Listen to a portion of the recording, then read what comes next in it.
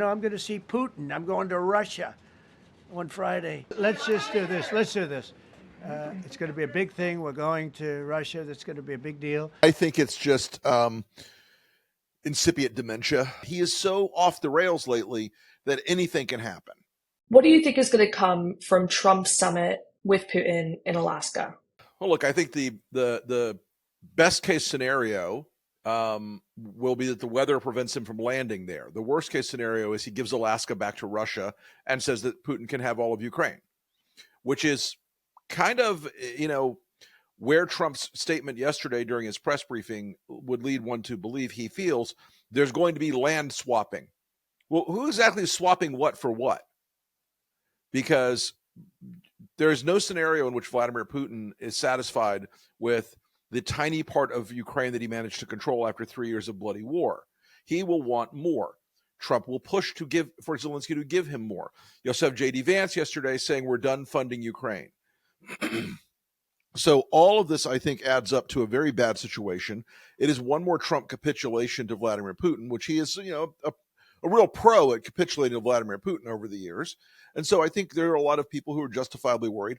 I think a lot of our European allies are extremely concerned about this because they look at Putin getting Trump once again under his thumb and once again manipulating Trump, which is not the hardest job in the world.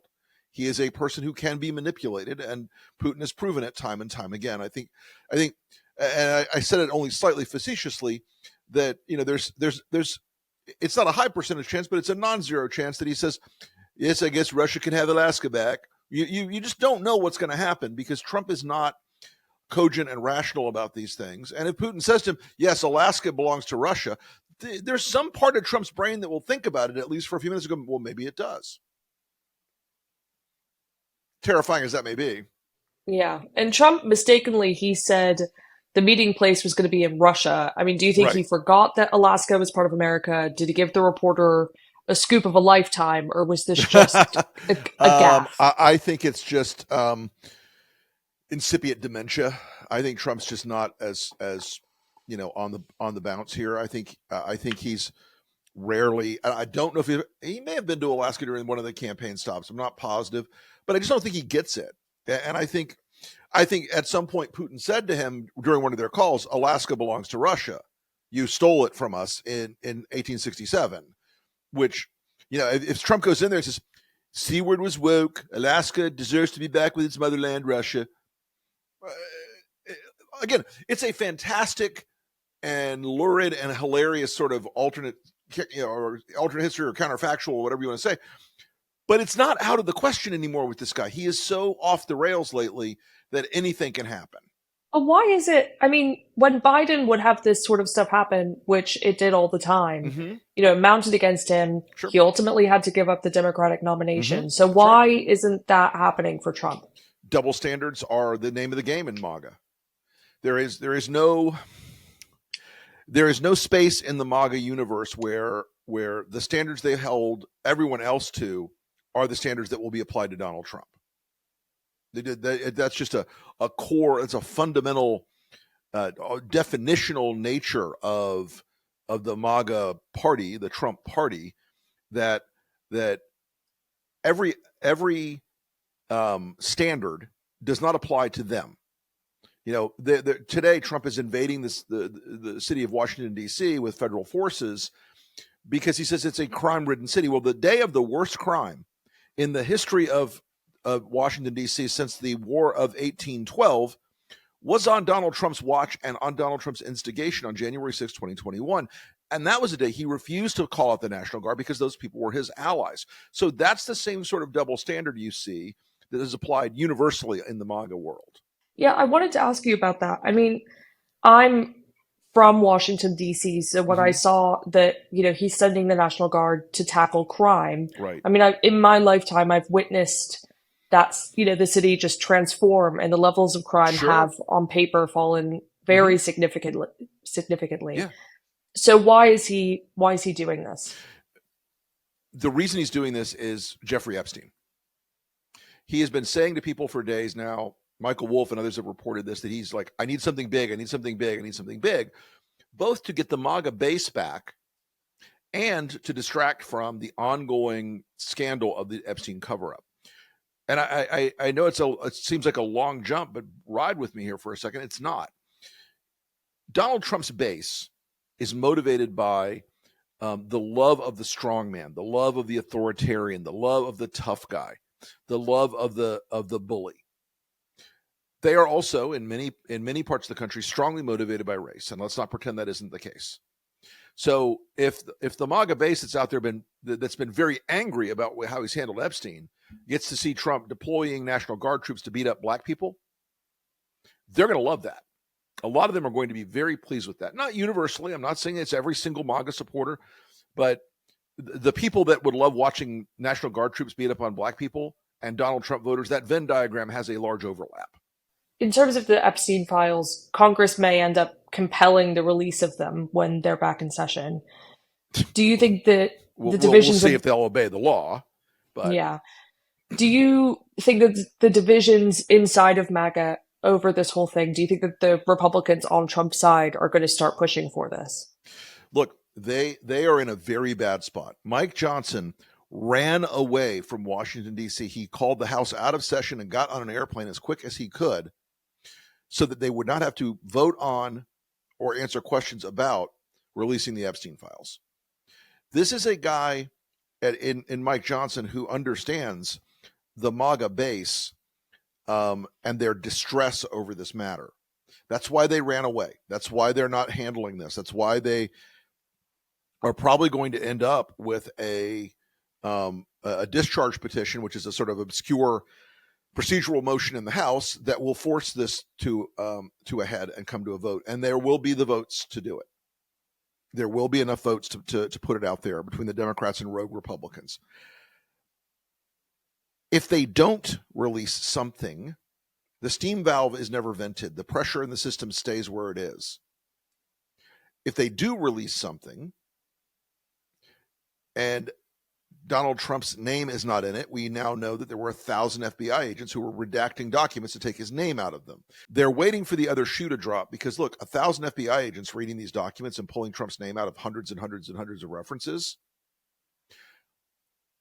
1,000 people, somebody's going to leak. Someone's going to say, okay, I will testify.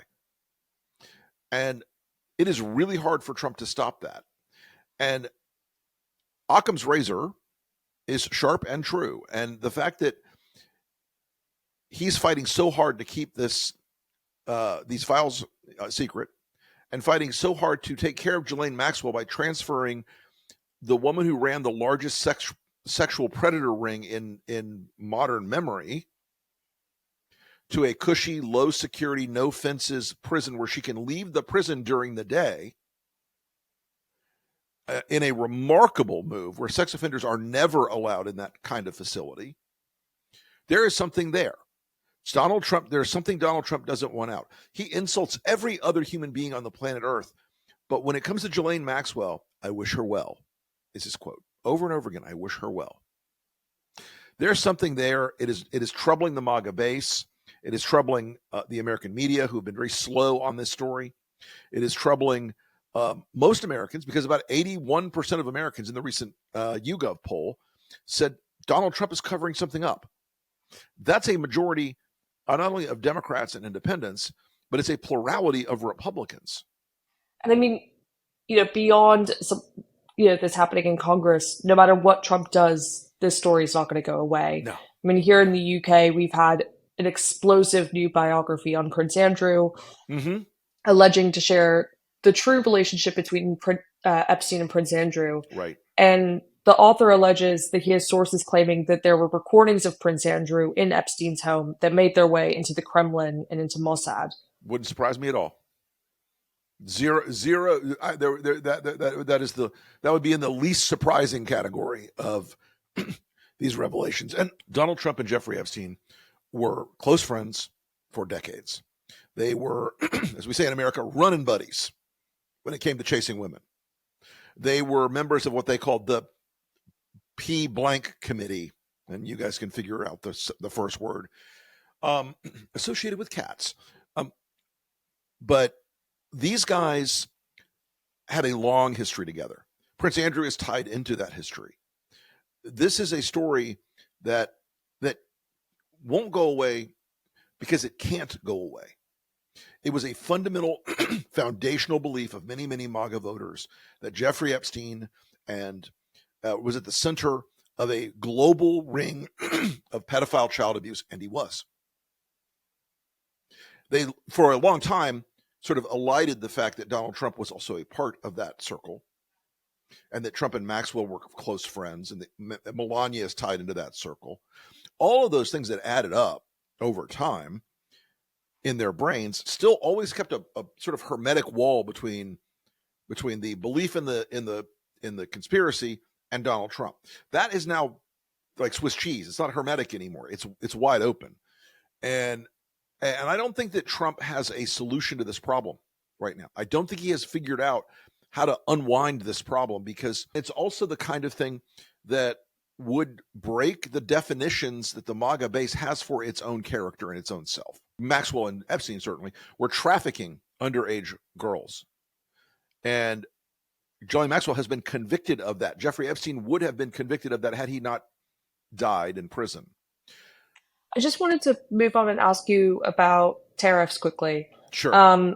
Trump has extended the 90-day deadline on higher tariffs with China. I mean, who's holding the cards here? Is it Trump China. or is it Xi Jinping? China. It's Xi. Xi Jinping understands something about Trump. Xi Jinping is a guy who comes from a political culture that thinks in centuries, not in, or in decades and centuries, not in minutes and hours. Donald Trump, as he understands, and as Putin and other world leaders understand, Donald Trump is in the immediate moment all the time. He's in the now all the time. And what pleases him now is what he will do. Doesn't have to make strategic sense, doesn't have to be right or good or productive for the country, as long as he gets the win in the one moment. Then they'll let Trump dangle these sort of things out, and he'll taco. Trump always chickens out every time, and he tacoed on China again. He understands, even if he doesn't want to admit it publicly, that the trade war that he started around the world with Canada, with Mexico, with China, with everybody, with Europe, with everybody, that none of these deals are real. None of these supposed deals have ever been papered. They are not real until they are negotiated, and none of them have been negotiated. These are all agreements in loose principle. Not a single country has signed an actual trade deal with the United States. But Trump has raised taxes on American families by imposing these tariffs. And there are a lot of folks in the MAGA world who are suddenly, folks who are in business, importing things from overseas, like, wait, what? I'm having to pay a 600% bump on what I would have paid otherwise. I've got to pay, before this thing can be delivered to me, I have to pay the tariffs. And they're shocked by it. They're stunned by it. But they're stunned by it because they weren't paying attention. Because Trump has a long-running image as the guy they saw on The Apprentice, on the TV show. He's a bold executive and a brilliant negotiator. No, he's not. And all these countries are rolling him. And the costs are being paid by American citizens and American businesses. And yes, for the first few months, a lot of companies sort of ate the expense. But now they're passing it on. And now it's starting to get economically painful for a lot of Americans. And Trump does not understand why that economic pain will have political implications for the Republican Party, but it is going to. There's been a redistricting standoff going on in Texas over the last few weeks. Can you explain for our viewers here in the UK what's going on? So the state of Texas was asked by Donald Trump, the governor of Texas, Greg Abbott, was asked by Donald Trump, hey, I need you to add 5 Republican seats. Why is that? Well, he needs 5 Republican seats because they understand that the 2026 midterm elections are looking very grim for the Republican Party. They could lose up to 20 seats in the current math. And they're looking for Texas and then Ohio and then Florida to redistrict their congressional boundaries and add Republican seats. Now, this is what we call cheating. And we don't do mid-cycle redistricting traditionally in this country. We do it at the census every 10 years. And what Texas drew was a map that was basically what I call Bubba apartheid. They compressed every black voter into 5 itty tiny little districts. They compressed every minority voter they could find into these tiny urban districts. It is facially driven by race, which is disqualified under the Voting Rights Act, even today's weak Voting Rights Act in America. But it is a sign of how desperate the Republicans are that they're threatening to arrest the Democratic members. But today, as we're recording this, the quorum has failed. They were not able to get a quorum in the state legislature, so the special session is now over. Now Abbott will call another and another and another. We're going to play this game for a long time. But Abbott is desperate to make this happen. The Democrats have finally found some steel in their spines, and Governor Newsom, Governor Pritzker, Governor Hochul, and others are like, well, if you add 5, we're not going to be unilaterally disarmed here. No one should want this. Democrats don't want this. Those of us who studied elections don't want this. But the Republicans, they really want this. They need a cheat code to win in 2026. So that's where their desperation to do this redistricting plan comes in. How much longer do you think that the Texas Democrats can hold on for? Because I think it's in 2 weeks. No, but nobody's job in the Texas legislature is that that's nobody's living. They don't pay anything to their members. I mean, it's a trivial amount of money. It's like $16,000 a year or some trivial amount. These folks can hold out for a while. There is no legal procedure to arrest them or return them to Texas or force them onto the House floor. There is no legal way to do that. There's no federal law violation here. There's no Texas law violation here. There is a governor and the Attorney General of Texas who are usually bitter rivals, but the Attorney General wants to run for U.S. Senate, Ken Paxton. So they're going to play this game of pretending they're going to arrest people and drag them in chains into the Texas legislature. It's not going to happen. If it does happen, I think they've got much bigger problems. Rick, the final thing I wanted to ask you is, after everything we've talked about of Russia, Ukraine, Epstein, tariffs, and kind of other issues going on more locally, how do you think that Trump's popularity is faring? Well, I can tell you it's in the 30s. America has soured on Donald Trump. His base is still quite loyal, not as loyal as it was, but a lot of the people he captured in 2024, independents, young men, African-American men, Hispanic men, and suburban women, they've all peeled off. A lot of those votes are gone now. A lot of those people regret that vote. And we're seeing that in the numbers. Independent voters, who he did very well with in 2024, they have soured on him in a degree that I've never seen before. It is now about a 75-25 opposition to Trump among independent voters. That's going to have major political consequences in 2026, and it's driven his numbers down into the 35, 37 range, whereas traditionally they've been stuck at around 40. Trump had a very hard floor of 40. He would sometimes go below it, like during COVID, sometimes go above it, but almost always that 40% barrier was not penetrable, but now it is, and he's in a bad spot.